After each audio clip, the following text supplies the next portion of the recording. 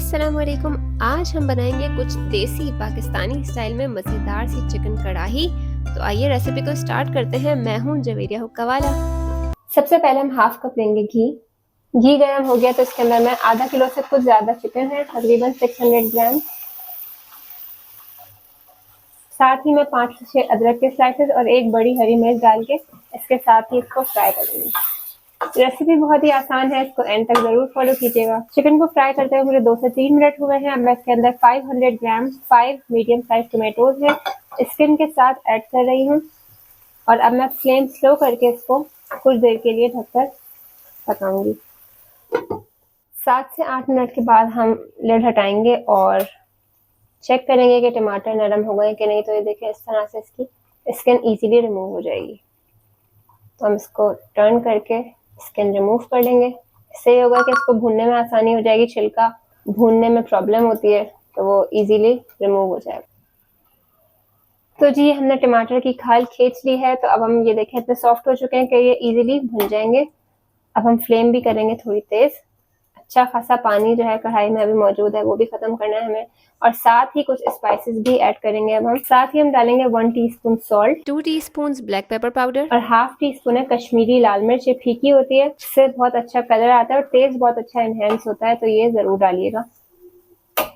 اسے ہم بھونتے رہیں گے. تھوڑی دیر ہم کور بھی کریں گے تاکہ اور گل جائے مزید، اور فلیم اب ہم ذرا میڈیم ہائی رکھیں گے اس کی. تو ابھی میں اس کو دوبارہ کور کر رہی ہوں. ½ ٹیبل اسپون زیرہ کو ہم کریں گے ڈرائی روسٹ. اب 1 ٹیبل اسپون سوکھا دھنیا لیں گے اور سوکھے دھنیا کو بھی اسی طرح سے ہم ڈرائی روسٹ کریں گے.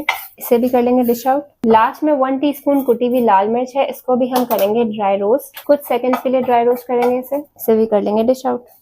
روسٹ کرنے کے بعد میں نے تینوں چیزوں کو کر لیا ہے گرائنڈ. کچھ منٹ کے بعد ہم دوبارہ کیپ ہٹا کے لڈ ہٹا کے اسی طرح اس کو تیز فلیم پر ہی بھونیں گے تاکہ ٹماٹر ہمارے اچھی طرح مکس ہو جائیں.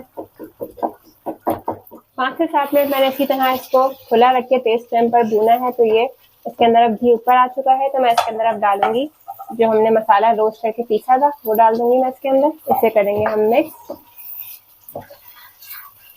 ٹماٹر بھی بہت اچھی طرح مکس ہو گئے. ہمیں الگ سے ٹماٹروں کو بھوننے کی ضرورت ہی نہیں پڑی، وہ چکن کے ساتھ ہی مکس ہو چکے ہیں. اس کے اندر میں ڈال رہی ہوں 3/4 کپ دہی. اسے کریں گے ہم مکس. فلیم اب رکھیں گے ہم اسی طرح ہائی. اس مزیدار سی کڑاہی کی ریسیپی کو دیکھتے ہوئے ایک سبسکرپشن تو بنتا ہے. So kindly subscribe my channel that is Javeria حقہ والا، اور بیل آئیکن بھی پریس کر دیں اگر نہیں کیا تو، تاکہ میری ویڈیوز آپ لوگ کو ملتی رہیں. مسالہ بہت اچھا بھن رہا ہے تو میں ساتھ ہی ڈال دوں گی 4 ہری مرچیں. 2 باریک ہیں اور 2 میں نے موٹی لی ہیں، اور تھوڑی سی ادرک بھی اس اسٹیج پہ ڈال دیں گے ہم، اور اس کو ہم تھوڑی سی دیر اور بھونیں گے.